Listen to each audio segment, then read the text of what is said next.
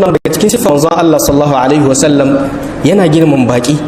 Da haka ya kamata a ce mu al'ummar annabi Muhammad sallallahu alaihi wasallam mun yi koyi da wannan ɗabi'ar, domin yana daga cikin manya-manyan ɗabi'un manzon Allah sallallahu alaihi wasallam. in uwa masu girma, yana daga cikin mahimmancin girmama baki a musulunci.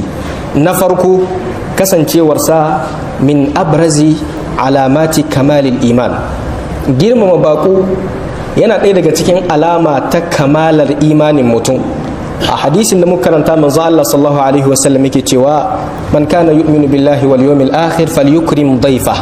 Duk wanda ya imani da Allah da ranar ƙarshe ya girmama baƙonsa. Ashe ba mai girmama baƙo in ba wanda ya imani da Allah ba da ranar ƙarshe. A wani hadisin ma manzo Allah yake cewa la khaira fi man la yudif. Babu alkhairi a cikin dukkanin wanda baya aje baki, baya girmama baki. Daga cikin muhimmancin girmama baki a musulunci, annahu haqqun min huquqil muslimi ala ikhwanihi almuslimin. Haƙi ne na musulmi akan sauran musulmai. Shi bako yana da haƙi, idan ya zo a gari yana da haƙi.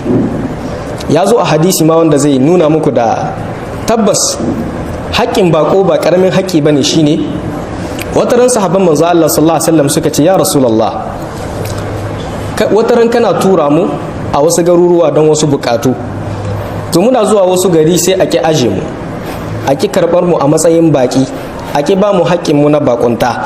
Sai manzo Allah sallallahu alaihi wasallam ya ce musu in nazaltum bi qaumin fa in lam yaf'alu fa khudhu minhum haqqa ad-dayf alladhi yanbaghi lahum.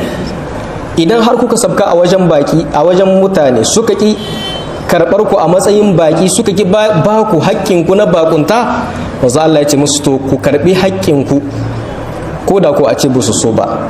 Me wannan hadisi yake nunawa? Malamai suna ba da misali, kai ne ka je bakunta a wajen gidan dan uwanka, sai yake aje ka a matsayin baki, a matsayin bako, yake baka haƙƙinka. Dalilin wannan hadisin malamai suka ce ya halatta ka ɗauki wani abu daga cikin dukiyarsa ka yi amfani a matsayinka na bako tare da mi, tare da bai yarda da wannan ba. Don me yasa? Don haƙƙinka ne ka ɗauka.